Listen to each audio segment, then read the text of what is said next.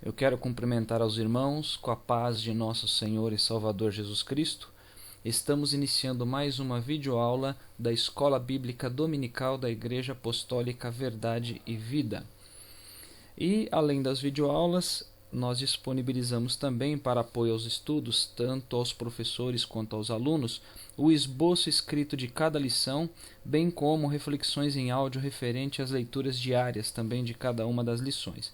E para os irmãos que tiverem interesse nesses materiais adicionais, eu estarei disponibilizando os links para download logo abaixo na descrição do vídeo. Basta clicar aí na opção Mostrar Mais e os links para download serão exibidos. Agora, para os irmãos que preferirem receber os esboços por e-mail, basta me informar aí o seu endereço de e-mail que nós estaremos cadastrando e enviando semanalmente. Eu quero lembrar ainda aos irmãos que os materiais que são disponibilizados, eles não substituem as aulas presenciais que ocorrem, no caso da nossa igreja, todos os domingos às 16 horas. E eu aproveito ainda para pedir aos irmãos que se inscrevam em nosso canal, pois assim receberão automaticamente as informações quando novos vídeos forem publicados. E eu aproveito ainda para pedir para os irmãos que compartilhem com outras pessoas o material de estudo, pois assim os irmãos estarão ajudando a divulgar a palavra de Deus.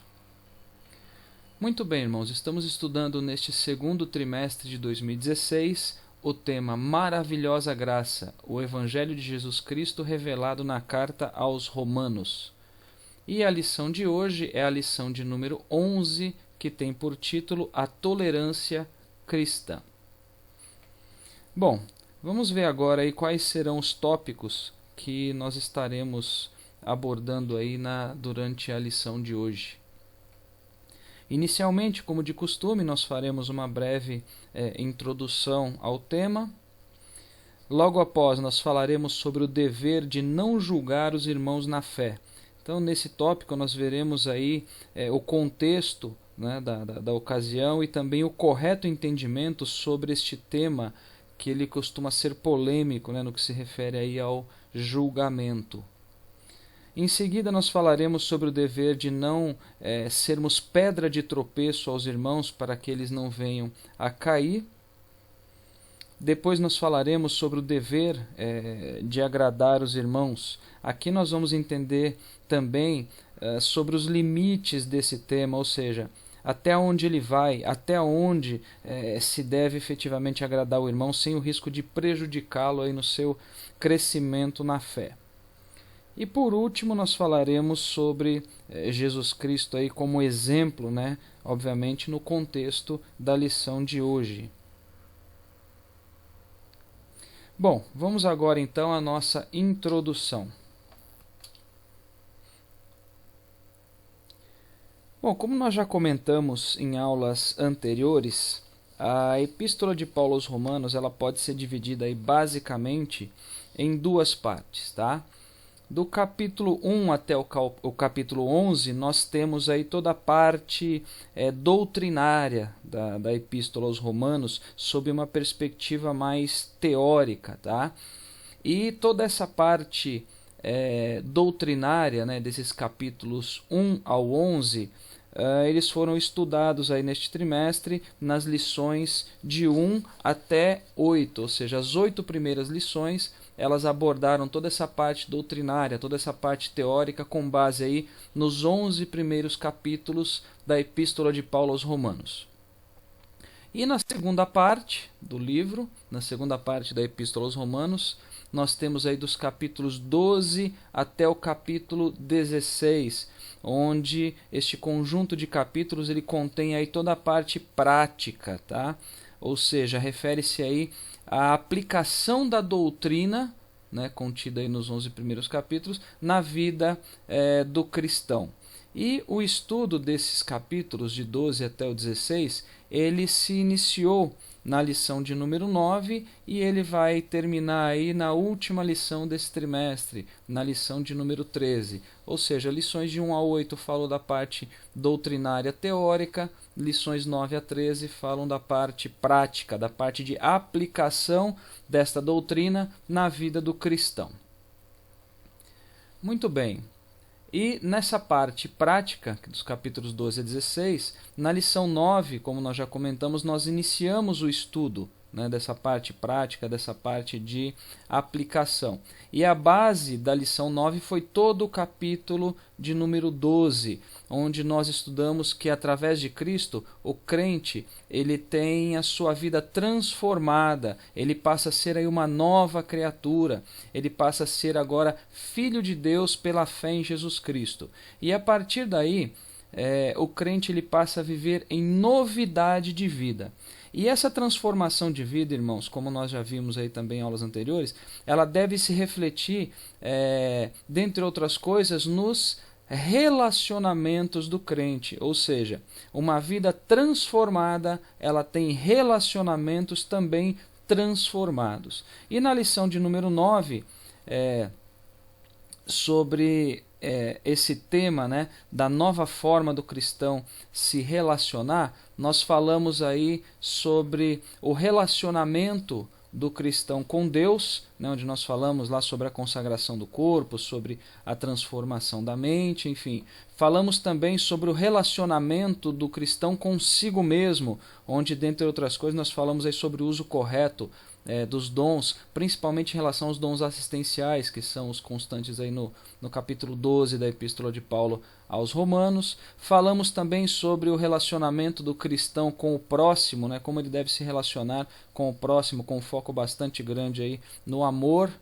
E falamos também sobre o relacionamento do cristão com os inimigos, onde nós aprendemos que o cristão ele não faz inimigos, mas ele tem inimigos. Então, como ele deve se relacionar com esses inimigos? Falamos, dentre outras coisas, sobre o perdão e também sobre servir, né? Sobre ser uma pessoa servil para os inimigos.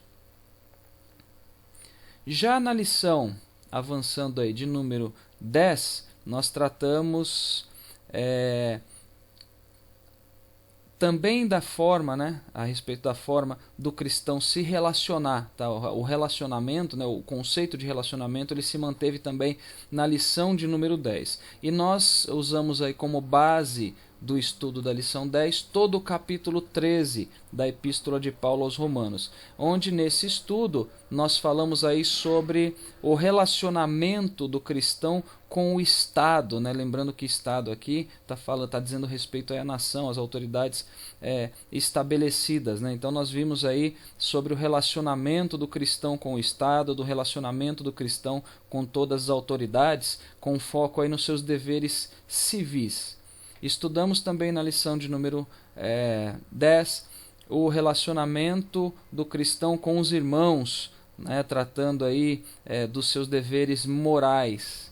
E também estudamos sobre o relacionamento do cristão com o tempo, tá? No que se refere aí ao discernimento, né, em relação ao tempo em que se vive e falando aí num contexto de deveres espirituais. Enfim, tanto a lição 9 quanto a lição 10, nós falamos sobre relacionamentos, falando sobre a parte prática, né, em relação à forma de viver do cristão que teve a sua vida transformada aí pela fé em Jesus Cristo.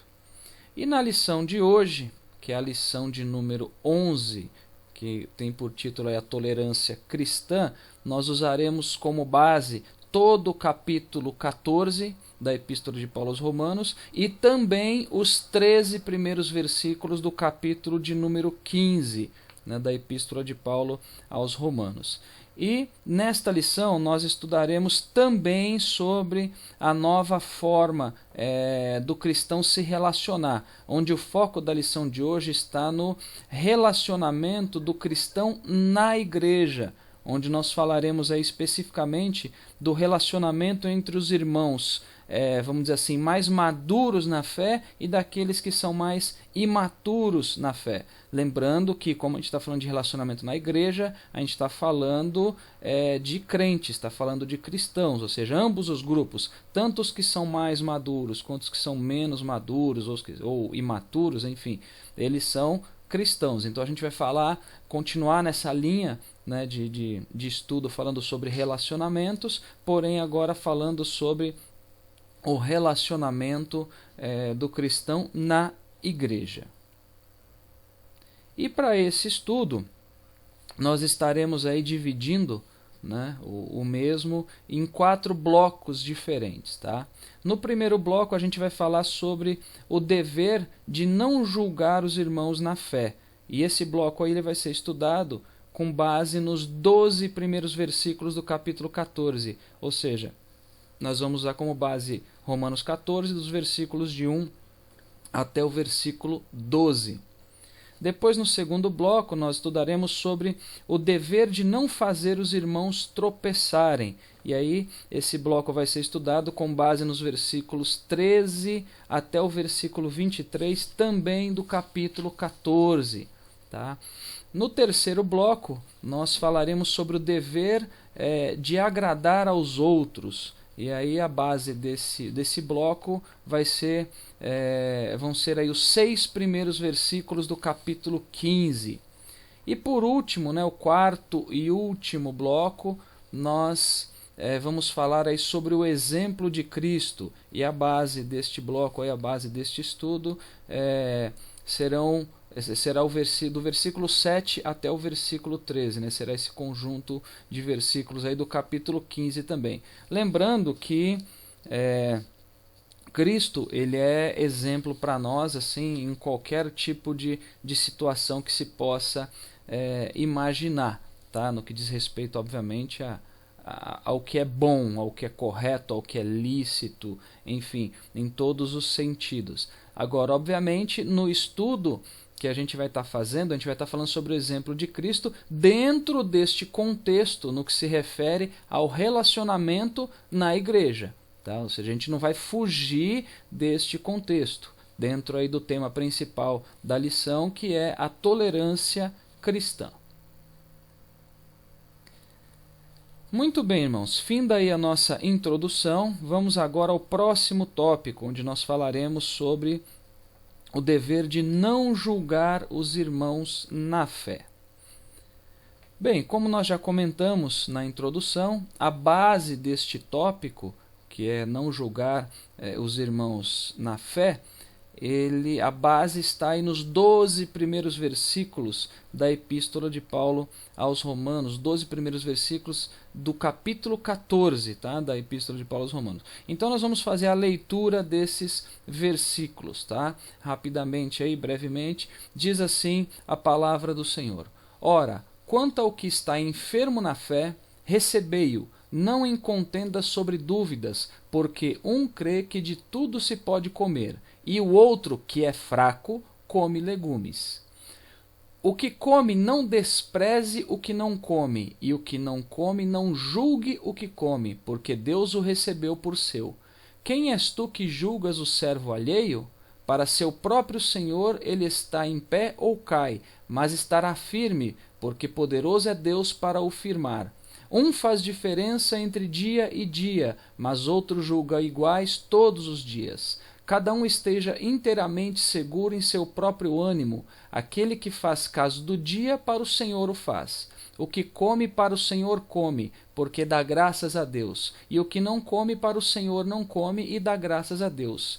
Porque nenhum de nós vive para si mesmo, e nenhum morre para si.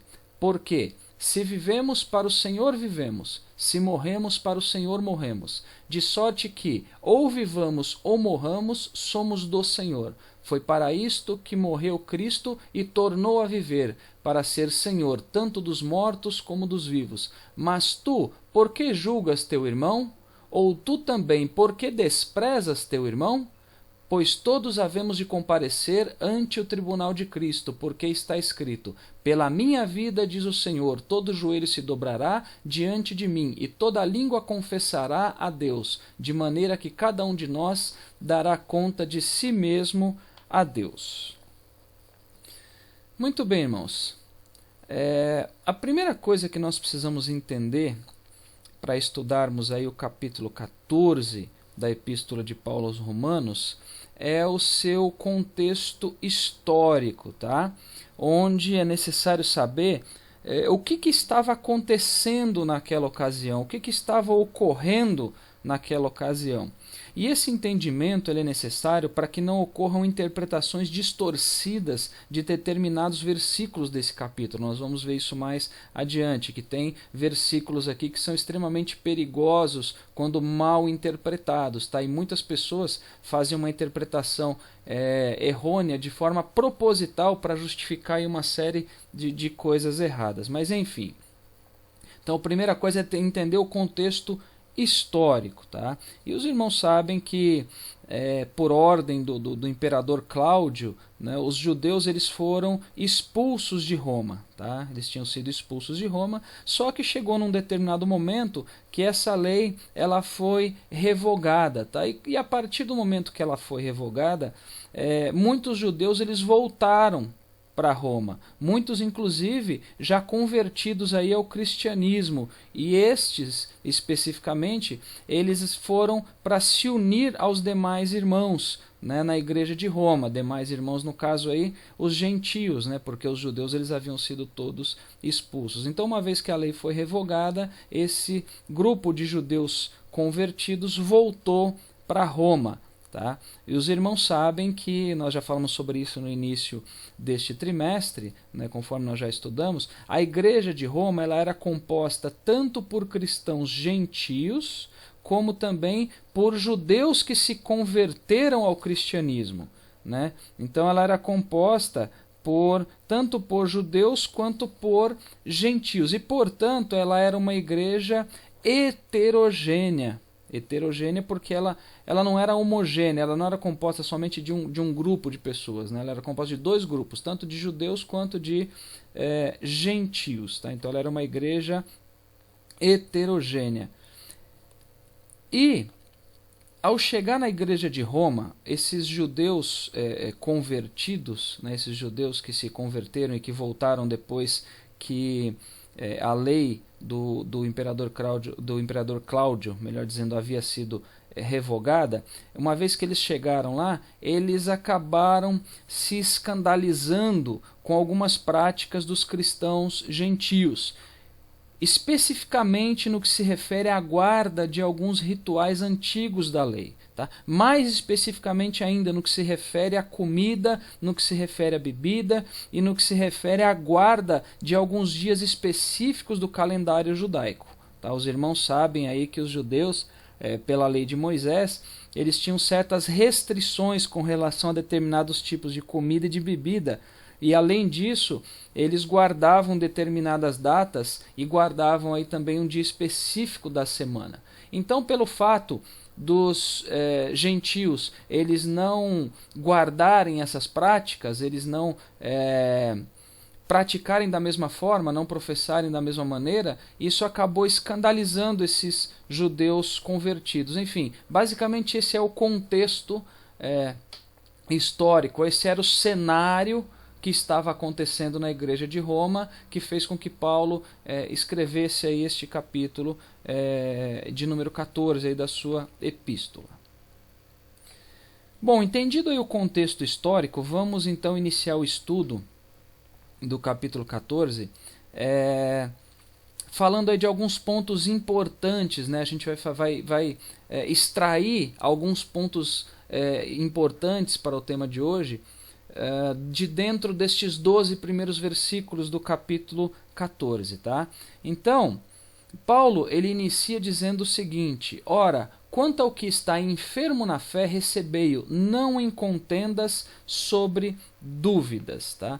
Então, reparem que Paulo ele usa o termo aqui, enfermos na fé. Enfermo na fé, tá?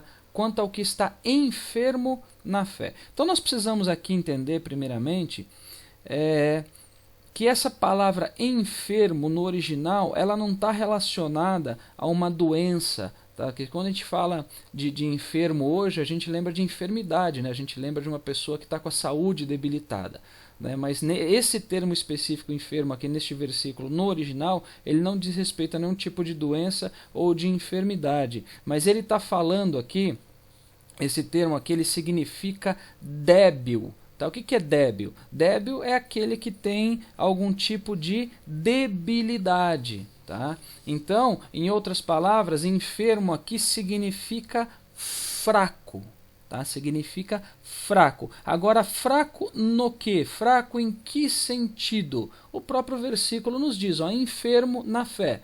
Se o enfermo aqui é sinônimo de fraco, então Paulo aqui está falando sobre os fracos na fé. Lembrando, irmãos, que ser fraco na fé é diferente de ser infiel.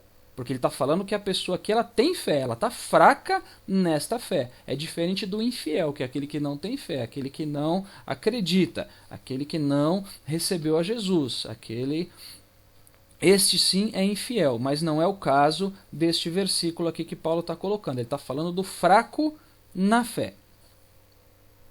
Então Paulo, ele diz como que se deve lidar com este enfermo, como se deve lidar, né, como a igreja deve lidar com o fraco na fé. Paulo diz, olha, recebei-o. Tá? Então a igreja ela deveria receber este crente fraco na fé. Ou seja, em outras palavras, a igreja deveria aceitá-lo. Ela deveria receber bem o fraco na fé, fazendo com que ele se sinta como parte da igreja, tá? Independente, irmãos, se ele é antigo ou se ele é novo na fé. Até porque fraqueza na fé não tem nenhuma relação com o tempo de convertido. Ou seja, uma pessoa ela pode ser crente há muito tempo e ainda ser fraca na fé. Ela pode ser um novo convertido, que ainda é fraco na fé, mas pode ser um crente antigo, um crente velho no que diz respeito a tempo, né, de convertido, e ainda continuar sendo fraco na fé. Tá? Então essa fraqueza ela não tem relação nenhuma com o tempo de crente. Mas enfim, o que Paulo está dizendo é que a igreja precisa receber, precisa aceitar essas pessoas e precisa fazer com que elas se sintam bem, com que elas se sintam como parte da igreja. Tá? Depois, Paulo diz, está em vermelho aí na tela, que essa recepção, essa receptividade, ela deve ser sem contendas sobre dúvidas. Olha lá, não em contendas sobre dúvidas. Ou seja, o que Paulo está querendo dizer aqui? Que esses irmãos mais fracos na fé, eles devem ser recebidos pela igreja, mas a igreja tem que recebê-los sem criticar as opiniões deles, uma vez que eles são fracos na fé. Em outras palavras, irmãos,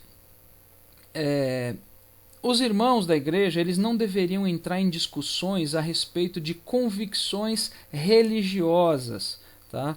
Nós vamos ver aí mais adiante que estavam existindo contendas entre os irmãos e os motivos das discussões eram assuntos secundários, eram assuntos assim banais, eram temas que não representavam pecado nenhum, que não comprometia a salvação de ninguém, ou seja, eles estavam perdendo tempo com discussões sem sentido, né? Sem sentido para existir.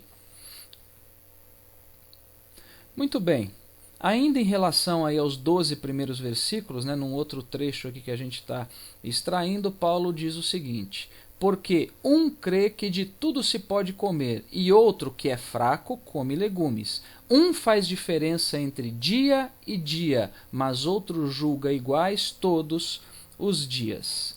Tá? Então, Paulo aqui, para nós entendermos corretamente esta parte, nós precisamos entender quem eram os fracos na fé e quem eram os fortes na fé, porque aí depois a gente vai estar repassando aí essa questão do comer e da guarda dos dias. Mas a primeira coisa que a gente tem que entender aqui é quem são os fracos. Nós entendemos o que é ser fraco na fé, né, o que é ser enfermo, como a igreja deve recebê-lo. Agora vamos separar esses grupos. Quem são os fracos na fé e quem são os fortes na fé? Porque no capítulo 14, Paulo fala desses dois grupos de pessoas, dos fracos e dos fortes na fé. Então vamos lá. Primeiramente, em relação aos fracos na fé.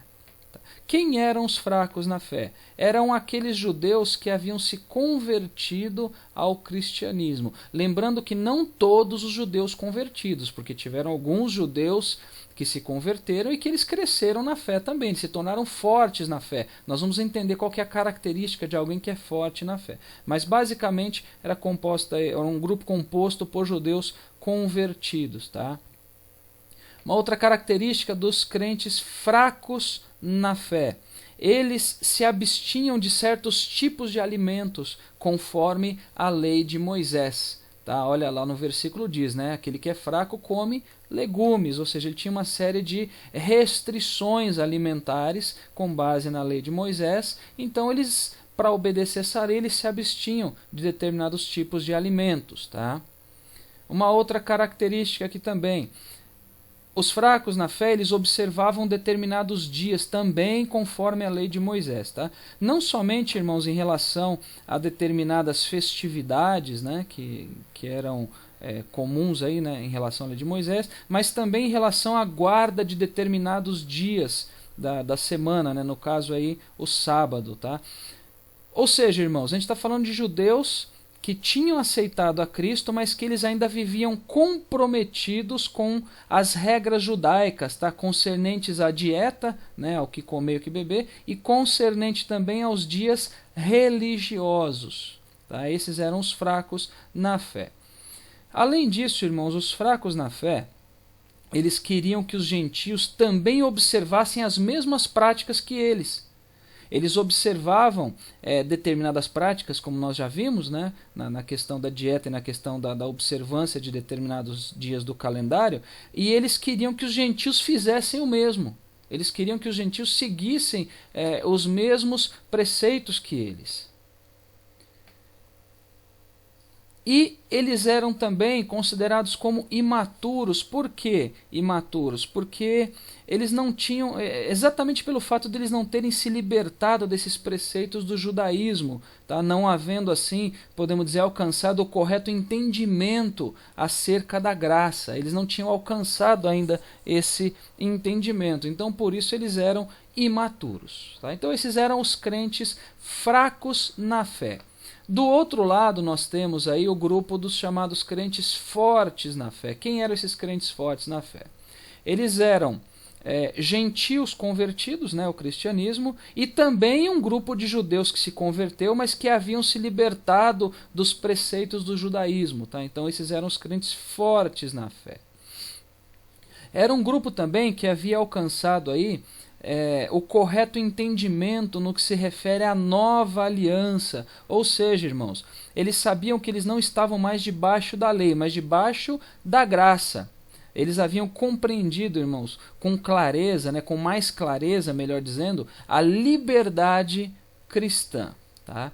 E devido a essa compreensão que eles tinham, devido a essa maturidade, eles não observavam esses preceitos da lei que se referiam aí à comida, à bebida e a determinados dias, como faziam aí os fracos na fé. Tá? Então, por esse motivo, eles também eram considerados aí como crentes mais maduros na sua fé.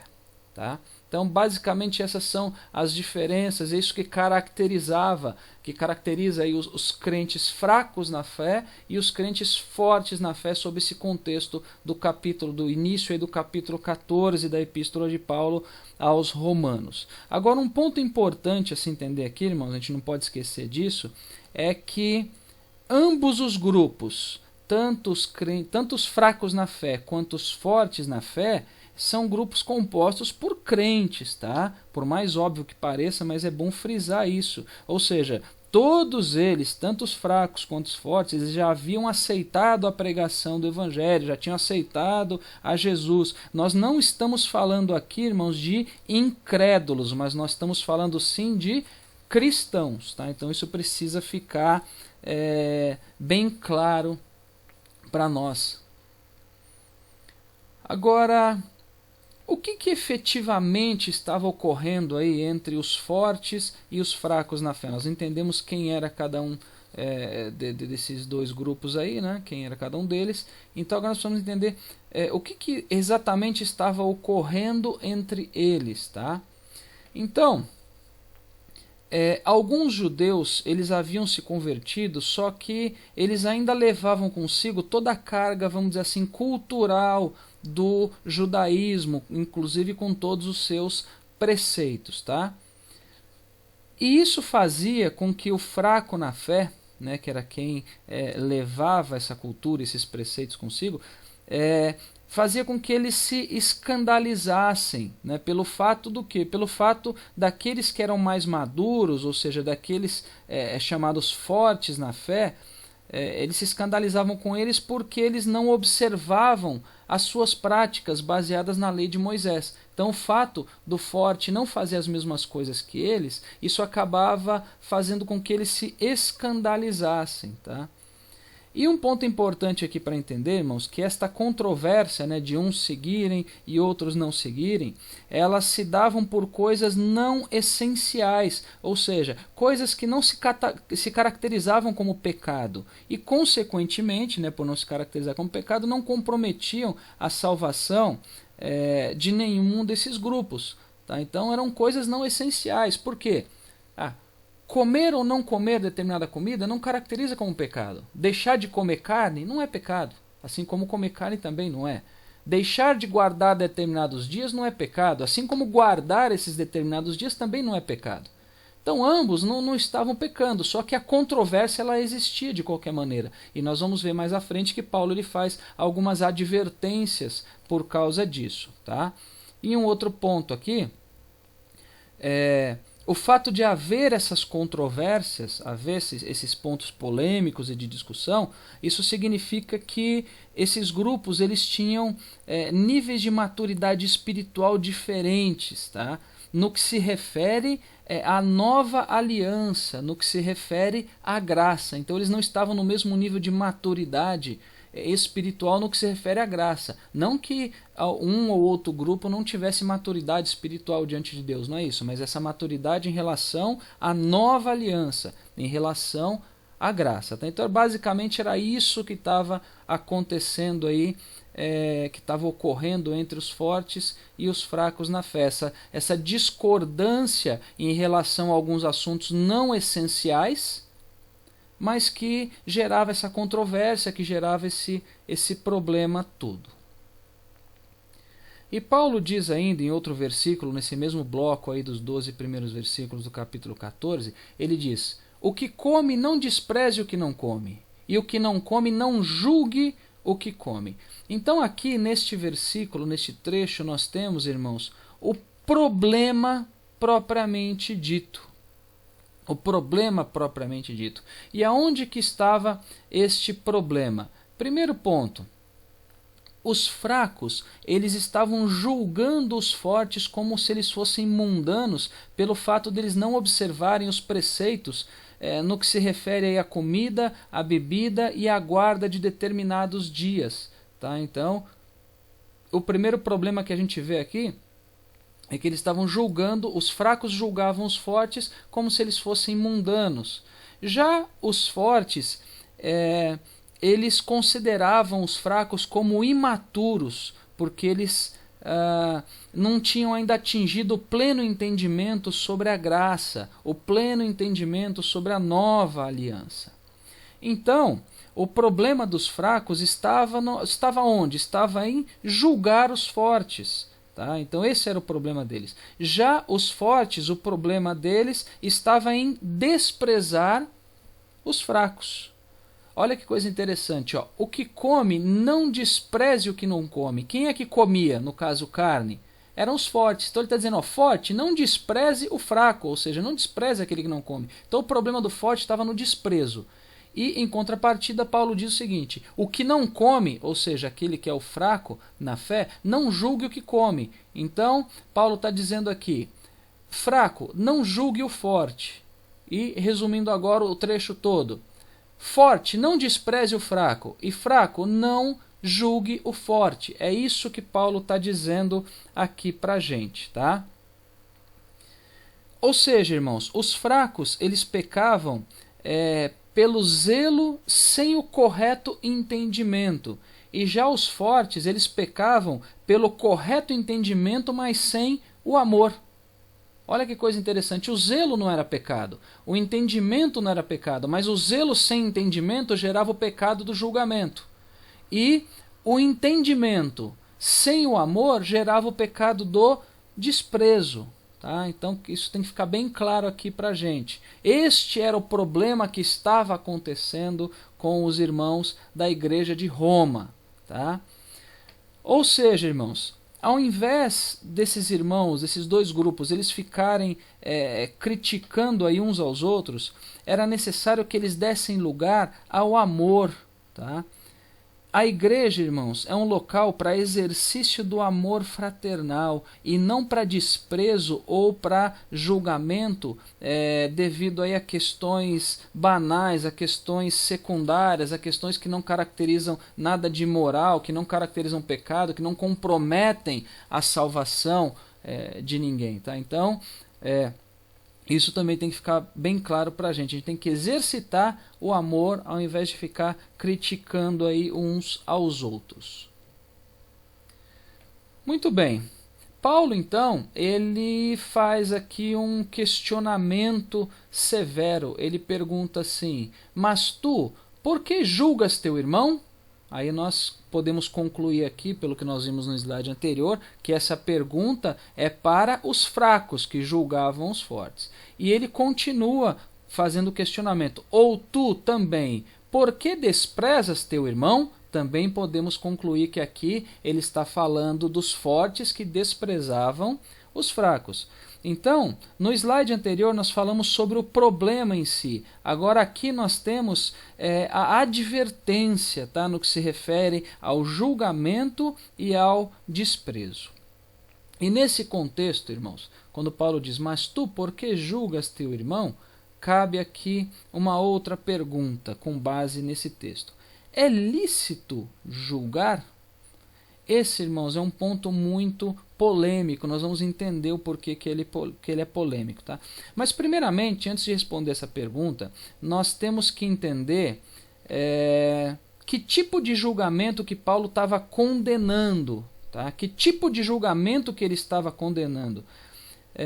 Nós vimos aqui que se referia a um julgamento com base em coisas secundárias, em coisas não essenciais. Tá? Paulo não está falando de qualquer tipo de situação. Ou seja, isso significa que o cristão ele deve ter sim o discernimento do que é certo e do que é errado. Tá? Diferente do tipo de julgamento a que Paulo estava se referindo, quando se tratarem de situações ou comportamentos que são contrários à palavra de Deus, o cristão ele deve repudiar. Tá? Ele não pode ser conivente com isso. Agora aqui o contexto diz respeito a situações que são secundárias, que são muito banais para se perder tempo discutindo isso, né, ao invés de exercitar o amor entre os cristãos, como nós já vimos anteriormente.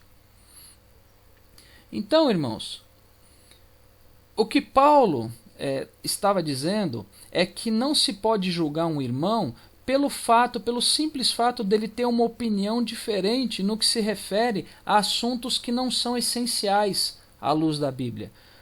Ou seja, deve-se tolerar a diversidade, irmãos, obviamente naquilo que não for contrário à palavra de Deus. Tá? Assuntos que são indiferentes em relação à salvação, eles devem ser tolerados pelos fortes em relação aos fracos. Tá? Nós vimos aí que no caso específico não era pecado não comer carne ou comer a carne, também não era pecado observar certos dias do calendário. Ou seja, o forte não podia querer desprezar o fraco pelo fato dele não comer carne ou dele observar certos dias, porque isso não é pecado. Assim como o fraco não poderia julgar o forte porque ele comia carne ou porque ele não observava esses mesmos dias, porque isso também não é pecado. Tá? Então, pelo fato de não ser pecado, não estar infringindo a palavra de Deus, não deveria ser motivo dessa discórdia, dessa discussão, desse julgamento de um lado e desprezo do outro. Agora, O que for contrário à palavra de Deus, irmãos, aquilo que for, por exemplo, imoral, não importa o tempo nem o contexto, o cristão ele não pode aceitar. Nesses casos, ele deve sim repreender e deve corrigir, ensinando todos aqueles que tiverem tais práticas que são contrárias às Sagradas Escrituras. Tá? Lembrando que nós estamos falando aqui que é lícito sim julgar o quê? Comportamentos e não pessoas. Nós podemos sim julgar comportamento, mas nós não podemos julgar no sentido de condenar, tá? Julgar no sentido de sentenciar as pessoas, mas o comportamento ele deve ser julgado sim. Ele deve ser julgado sim. Julgado com base na palavra, não com base em opiniões pessoais. Isso é uma outra coisa também que nós temos que observar.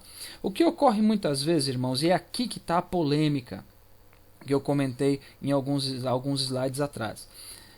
O que ocorre muitas das vezes é que pessoas usam versículos isolados para justificar comportamentos ilícitos. Tá? Ela faz aquilo que é errado à luz da Bíblia e diz simplesmente o seguinte: mas ninguém pode me julgar. Né? Ninguém pode julgar porque a Bíblia diz que nós não podemos julgar. Isso, irmãos, é uma interpretação completamente distorcida da palavra. Como nós já comentamos, primeiro, deve-se entender o contexto em relação ao que Paulo está dizendo sobre não julgar, ou seja, tratam-se de temas secundários que não ferem a palavra de Deus. E segundo, irmãos, como já comentamos também, o julgamento que nós não podemos fazer é no sentido de sentenciar a pessoa, é no sentido de estabelecer juízo, mas agora no que se refere ao comportamento, esse sim deve ser julgado, deve ser repreendido e deve ser corrigido, mas sempre com base, como nós comentamos, na palavra de Deus e nunca em opiniões pessoais. Tá? Então isso é importante de se entender também.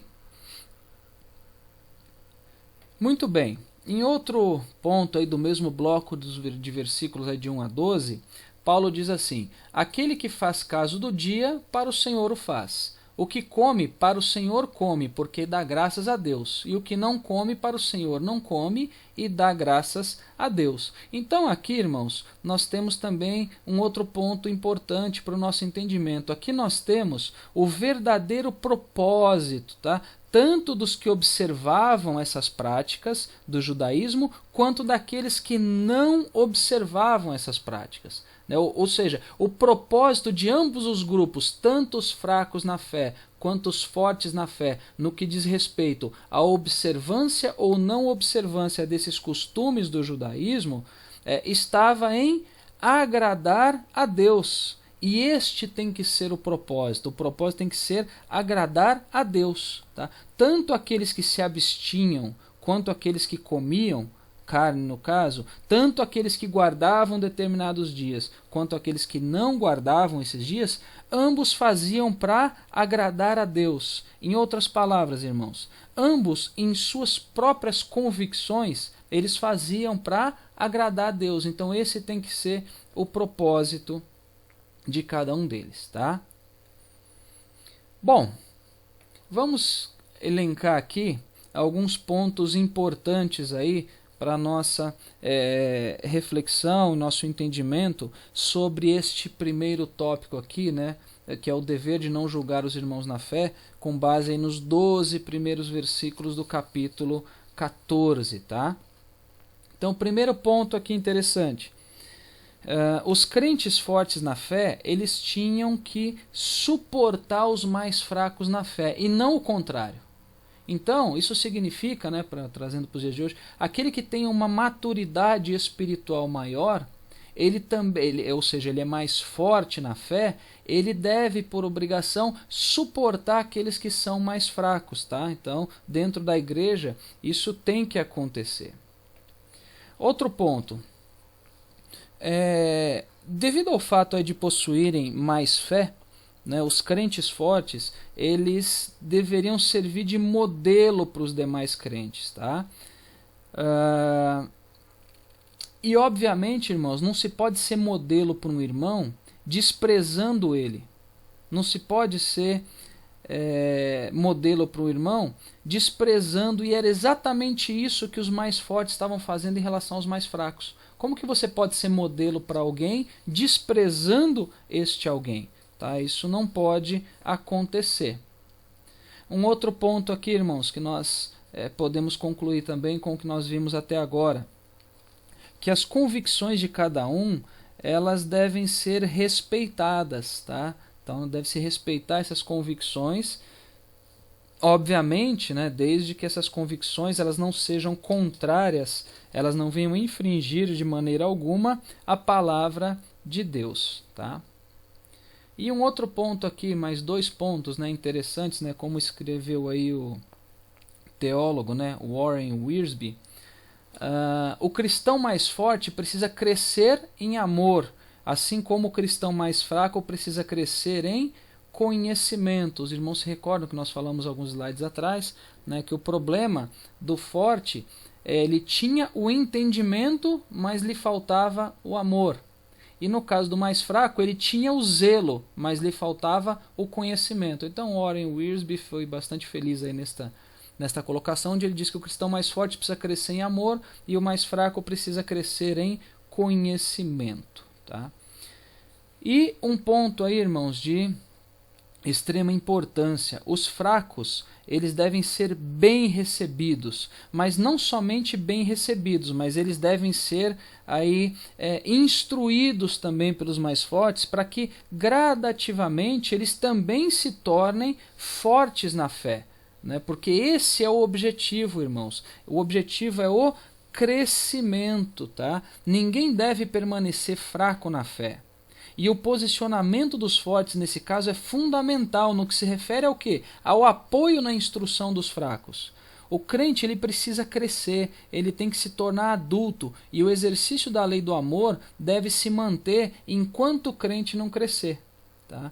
Os irmãos sabem aí que na grande comissão, né, quando Jesus estabeleceu a grande comissão, ele disse que tinha que pregar o evangelho a toda criatura, tinha que batizá-las em nome do Pai, do Filho e do Espírito Santo, e depois disso tinha mais uma coisa a se fazer, que era ensinar essas pessoas, ou seja, discipulá-las e instruí-las. Em outras palavras, irmãos, a igreja, ela deve buscar os perdidos, e uma vez que buscou esses perdidos, que eles passaram a fazer parte do grupo dos salvos, a igreja tem que instruí-los, tá? Instruí-los aí com toda longanimidade e doutrina, né? Enquanto eles estão, vamos dizer assim, crescendo na fé.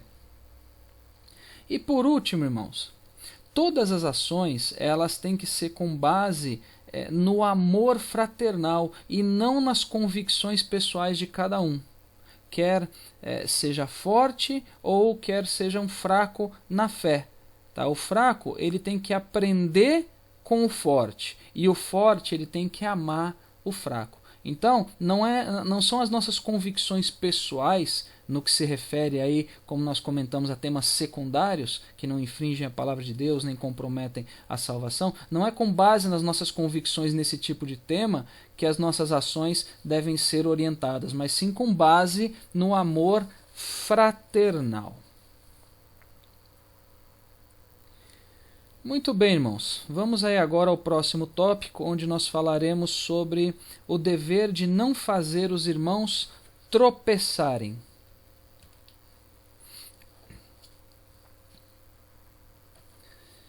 Muito bem. Como nós já comentamos aí na introdução, a base desse tópico, que é o dever de não fazer os irmãos tropeçarem, a base são aí os versículos 13 a 23 do capítulo 14. Está aqui no slide dos irmãos, Romanos 14, de 13 a 23. Então, da mesma forma que nós fizemos no tópico anterior, nós também vamos fazer aí a leitura destes versículos. Tá? Então diz assim a palavra do Senhor: assim que não nos julguemos mais uns aos outros, antes seja o vosso propósito não pôr tropeço ou escândalo ao irmão. Eu sei e estou certo no Senhor Jesus que nenhuma coisa é de si mesma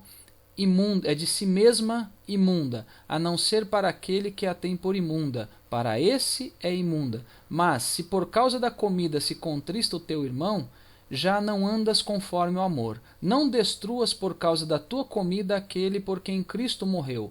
Não seja pois, blasfemo o vosso bem, porque o reino de Deus não é comida nem bebida, mas justiça e paz e alegria no Espírito Santo. Porque quem nisto serve a Cristo agradável é a Deus e aceito aos homens. Sigamos, pois, as coisas que servem para a paz e para a edificação de uns para com os outros. Não destruas por causa da comida a obra de Deus. É verdade que tudo é limpo, mas mal vai para o homem que come com escândalo. Bom é não comer carne, nem beber vinho, nem fazer outras coisas em que teu irmão tropece, ou se escandalize, ou se enfraqueça. Tens tu fé? Tem-na em ti mesmo diante de Deus. Bem-aventurado aquele que não se condena a si mesmo naquilo que aprova. Mas aquele que tem dúvidas se come está condenado, porque não come por fé. E tudo que não é de fé é pecado. Muito bem, irmãos. Então vamos agora estudar melhor aí alguns pontos importantes sobre os versículos lidos. Na verdade, todos são importantes, né? Mas dentro desse contexto que a gente está estudando, nós vamos extrair aí algumas partes, tá? Então Paulo diz o seguinte, olha, seja o vosso propósito não pôr tropeço ou escândalo ao irmão. Em outra parte ele diz, se por causa da comida se contrista teu irmão, já não andas conforme o amor. Em outra parte ainda ele diz, bom é não comer carne, nem beber vinho, nem fazer outras coisas em que teu irmão tropece, ou se escandalize, ou se enfraqueça. Tá? Então, irmãos, Paulo aqui está falando sobre algo muito importante e que o cristão deve sempre estar atento a isso. Tá? O que é esse ponto aí importante? Evitar as coisas que possam fazer os mais fracos tropeçarem. Irmãos, mesmo que não seja pecado à luz da Bíblia, se algo que eu queira fazer pode levar um irmão a tropeçar na fé, pode ser motivo de escândalo, de murmuração, enfim, etc., então eu não devo fazer. Por causa do quê? Por causa do amor. Tá? Mesmo que o que eu estou em vias de fazer seja lícito, mas se vai ser motivo para tropeço, para escândalo, para murmuração, para enfraquecimento do irmão na fé, eu não devo fazer. Tá? Então, isso está bem claro para a gente neste bloco aqui que nós lemos. Tá? Nesse contexto, irmãos, nós temos aí, vamos dizer assim, a chamada lei da liberdade e lei do amor. Tá? A lei da liberdade, irmãos, ela diz que eu posso fazer determinada coisa. Né? Obviamente, nós não estamos falando aqui de qualquer tipo de coisa que seja contrária à palavra de Deus. Nós estamos falando de coisas lícitas. Tá? Então, a lei da liberdade, ela até diz que eu posso fazer aquilo. Porém, se esse algo... Né, que a lei da liberdade diz que eu posso fazer, se esse algo for escandalizar o meu irmão ou for servir de pedra de tropeço para ele, então, pela lei do amor, eu não devo fazer. A lei da liberdade diz que eu posso fazer, mas pela lei do amor, eu não vou fazer. Isso significa, irmãos, em outras palavras, que a nossa liberdade cristã ela deve ser regulada pelo amor fraternal. A ponto, irmãos, de nos abstermos de direitos legítimos para não sermos causa de tropeço para os fracos. Ou seja, a nossa vida, né, resumindo, ela tem que ser orientada pelo amor. Então, se existe um conflito entre a lei da liberdade e a lei do amor deve prevalecer. Agora, situações que não são conflitantes, amém. A lei da liberdade diz que eu posso fazer e a lei do amor diz que o que eu estou em vias de fazer não vai escandalizar, não tem problema nenhum, ótimo, então podemos fazer. Agora, se existe um problema aí entre essas duas leis, a lei da liberdade diz que sim, mas será uma pedra de tropeço, então por causa da lei do amor eu não devo fazer. Tá? Então é basicamente isso que nós temos que entender deste bloco que foi lido. Tá? Agora, uma coisa importante aqui também, para relembrar, né, Paulo, ele estava falando de novo, né, sendo até repetitivo, ele estava falando sobre comida, estava falando sobre bebida, né, sobre dieta de uma forma geral, e estava falando sobre guarda de dias específicos, dias de festividade, né, do calendário judaico, e dias da semana específicos também. Só que nós precisamos entender que qualquer tipo de assunto ou atitude secundária não pode ser mais importante que a comunhão. Não é somente a comida, não é somente a bebida, não é somente os dias da semana, tá? Ou os dias do calendário, mas qualquer tipo de assunto que seja secundário, que não caracterize pecado, que não comprometa a salvação, que não comprometa a nossa caminhada na fé, ele não pode ser mais importante do que a comunhão entre os irmãos. Nós não devemos fazer nada que possa prejudicar ou abalar a fé dos irmãos. Existem muitos casos em igrejas aí que existem discussões e contendas por coisas tão simples, sabe? Que não são assuntos primários no que diz respeito à moral, a comportamento ou qualquer outra coisa. E acaba surgindo o pecado por causa da discórdia, né? Então nós temos que entender que nesse contexto de assuntos secundários, de assuntos não relacionados, né, a coisas que a Bíblia expressamente proíbe ou expressamente ordena, isso não deve estar acima, né, do interesse em estar em comunhão com os irmãos. O amor fraternal ele tem que prevalecer nesses casos. Bom, continuando aí, em outro ponto dos versículos desse bloco aí, dos versículos 13 a 23, Paulo diz o seguinte: eu sei e estou certo no Senhor Jesus, que nenhuma coisa é de si mesmo imunda, a não ser para aquele que a tem por imunda. Para esse é imunda. Irmãos, nós precisamos entender corretamente esse versículo, tá? Paulo aqui, ele não está se referindo às coisas essencialmente impuras. Paulo ele está falando, lembrando de novo, sobre a dieta e sobre o calendário. É bom entender bem isso, irmãos. Por quê? Porque algumas pessoas elas podem acabar usando esse versículo para querer justificar impurezas na sua vida, dizendo que nenhuma coisa em si mesma é imunda. Imagina, irmãos, por exemplo, uma pessoa ela cometer imoralidades sexuais e querer usar esse versículo para dizer que nada é imundo, que só é imundo para aquele que acha que é imundo. Não. Aquilo que é imoral perante a Bíblia, nós já falamos sobre isso, ela é imoral em qualquer tipo de situação e contexto, é impuro em qualquer situação ou contexto. Então nós não podemos cair no erro de interpretar de forma errada, como alguns fazem, para justificar determinadas concupiscências, determinados comportamentos que são contrários à palavra de Deus. Em outro ponto aí, né, dos versículos nesse mesmo bloco, Paulo diz o seguinte: mas, se por causa da comida se contrista o teu irmão, já não andas conforme ao amor. Não destruas por causa da tua comida aquele por quem Cristo morreu. Aqui, irmãos, nós temos um alerta. Para quem? Para os fortes. Tá? O que Paulo está dizendo aqui para a gente? Irmãos, se Cristo ele amou a ponto de morrer pela pessoa, nós devemos amá-la a ponto de nos controlarmos para não magoar sua consciência. Tá? Por exemplo, se um determinado irmão ele não tem costume de comer carne, né, e por exemplo, e eu sei que isso o entristece, então se eu estiver com ele numa determinada ocasião, eu também não vou comer carne, porque eu não quero entristecê-lo. Se Cristo ele foi capaz de morrer por esta pessoa, pelo irmão, por amor, eu não sou capaz de abrir mão de algo que eu goste naquele momento específico. Não estou falando que nunca mais vou comer carne, mas naquele momento, para não magoar o irmão, não vou morrer por causa disso. Então, Cristo ele demonstrou um amor muito mais profundo, muito mais sincero. Então eu tenho que agir dessa forma. Então esse era um conselho para os fortes. Está falando, ó, se por causa do que você come seu irmão ficar triste, você já não está mais agindo conforme o amor.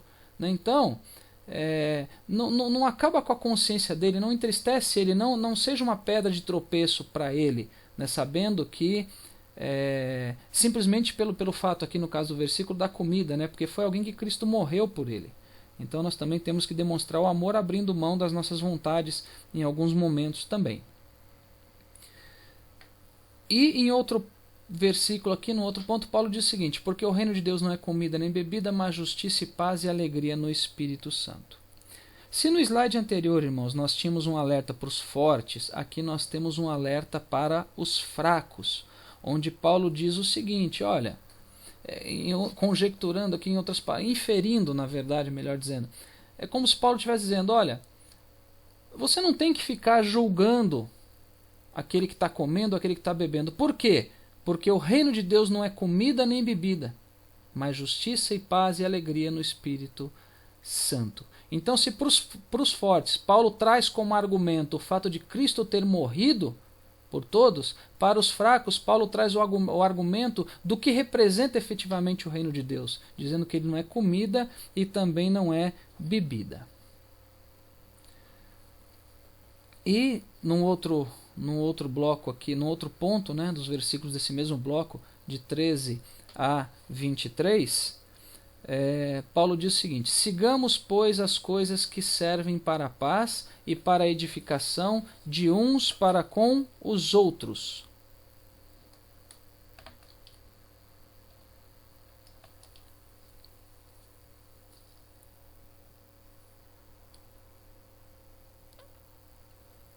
Bom, aqui também, irmãos, nós temos algo importante aí para o nosso entendimento.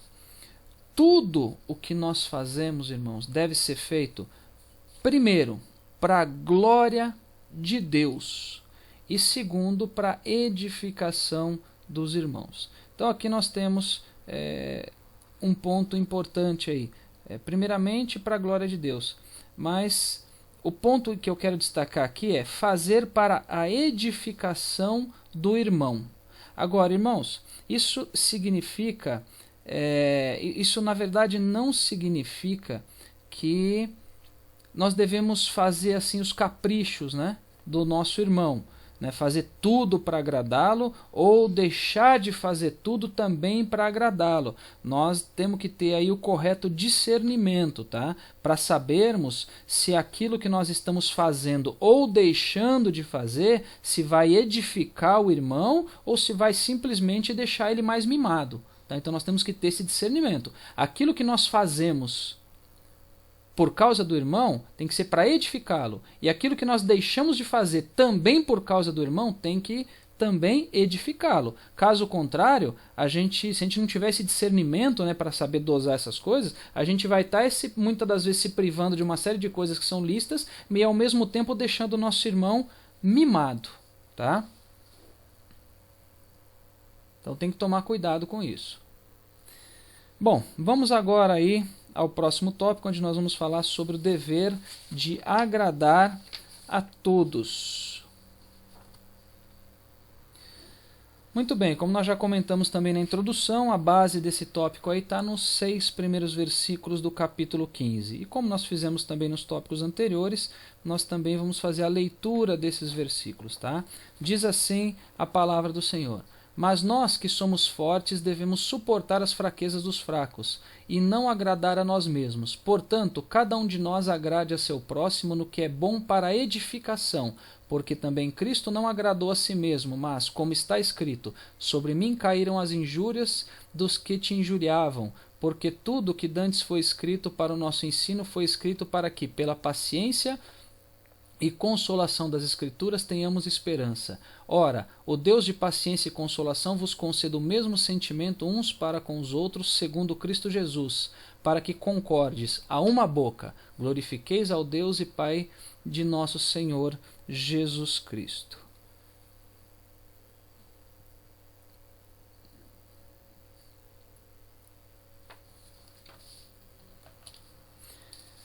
Então, irmãos, Paulo, ele diz que nós que somos fortes devemos suportar as fraquezas dos fracos. Então esse é o primeiro ponto aí para a nossa reflexão nesse bloco de versículos, dos 6 primeiros versículos do capítulo 15. Então aqui nós vemos claramente que os mais fortes eles têm a obrigação de suportar os mais fracos e não o inverso. Não é o mais fraco que tem que suportar o mais forte, é o mais forte que tem que suportar o mais fraco, seguindo inclusive o exemplo de Jesus. Né? Depois, em outro ponto aí, Paulo diz o seguinte: e não agradar a nós mesmos, portanto cada um de nós agrade ao seu próximo no que é bom para edificação.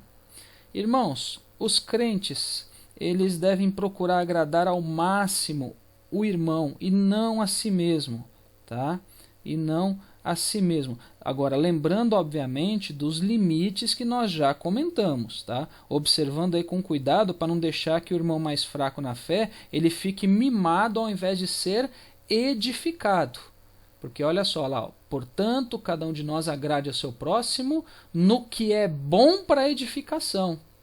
Agora a grande pergunta é, será que o que eu estou fazendo para agradar o meu irmão, o meu próximo, está sendo bom para a edificação dele, ou eu só estou fazendo com que ele fique mais mimado e com que ele nunca amadureça na fé? Então nós temos que refletir em cima disso, tá? Lembrem-se, irmãos, daquilo que nós comentamos, que os mais fracos na fé, eles precisam ser instruídos, tá? Eles precisam ser instruídos gradativamente pelos mais fortes, para que eles possam também amadurecer espiritualmente. E isso implica, irmãos, dentre outras coisas, em não concordar com os erros deles. Aliás, nesse aspecto, né, sob esse contexto, esse tem sido aí um grande problema em muitas igrejas, tá? Onde lideranças elas são coniventes com os erros dos crentes no intuito de agradá-los sempre, tá? Por quê?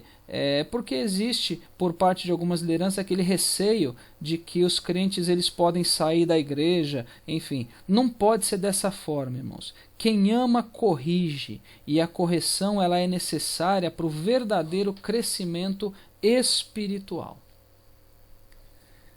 Bom, depois Paulo diz o seguinte: ora, o Deus de paciência e consolação vos conceda o mesmo sentimento uns para com os outros, segundo Cristo Jesus, para que concordes a uma boca, glorifiqueis ao Deus e Pai de nosso Senhor Jesus Cristo. Reparem, irmãos, que aqui nós estamos falando de glorificar a Deus. Agora, glorificar de que maneira? Através da unidade, através da união, através da comunhão entre os irmãos. Olha só, concordar a uma boca. Aqui então ele está falando sobre unidade, tá? A igreja, irmãos, ela é um corpo e por isso os membros eles devem estar sempre unidos. Tá? Ou seja, problemas de natureza local, como diz o comentarista do trimestre, pastor José Gonçalves, problemas de natureza local não podem sobrepor a universalidade da igreja, que é o corpo de Cristo. Bom, vamos então agora ao último tópico, onde nós falaremos aí sobre o exemplo de Cristo.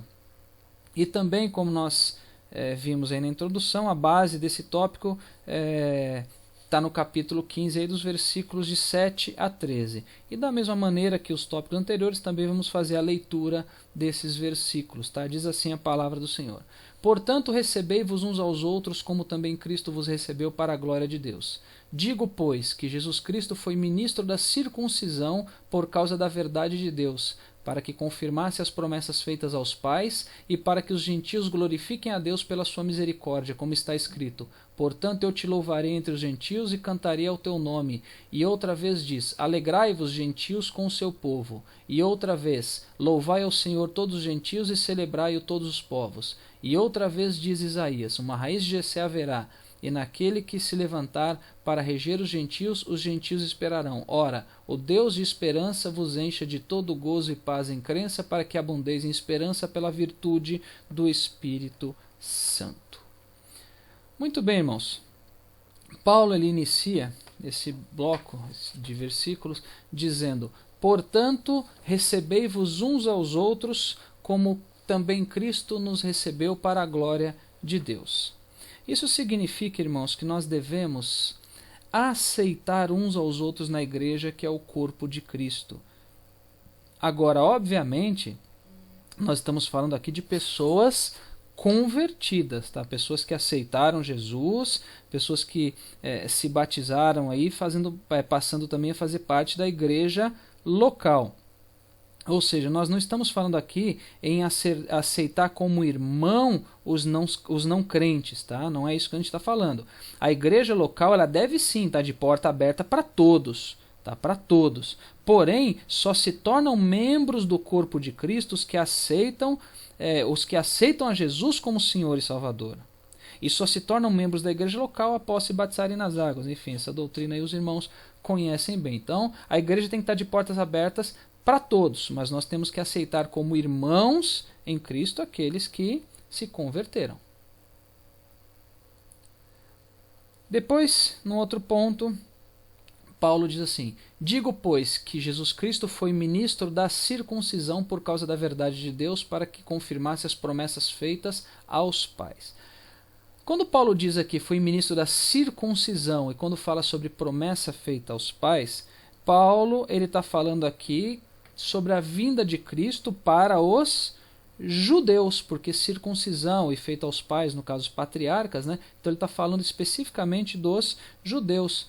E num outro ponto, Paulo diz assim: e para que os gentios glorifiquem a Deus pela sua misericórdia. Então, se no versículo lido anteriormente Paulo falou sobre a vinda de Cristo para os judeus, aqui ele está falando sobre a vinda de Cristo também para os gentios. Então isso significa que Jesus ele veio para ambos, para judeus e para gentios. Isso significa, irmãos, que Jesus ele veio para salvar tanto judeus quanto gentios. E se Jesus veio para ambos, sem fazer qualquer distinção no que se refere ao seu ato vicário para a salvação de todos, ou seja, ele morreu tanto para um grupo quanto para outro grupo, né? Ele não fez distinção. A igreja, da mesma forma, irmãos, seguindo o exemplo de Cristo, deve acolher a todos os irmãos, mesmo com suas diferenças, desde que essas diferenças, obviamente, não venham a ferir a palavra de Deus. Enfim, irmãos, chegamos ao final de mais uma videoaula. Que Deus abençoe os irmãos. Eu amo cada um de vocês em Cristo Jesus.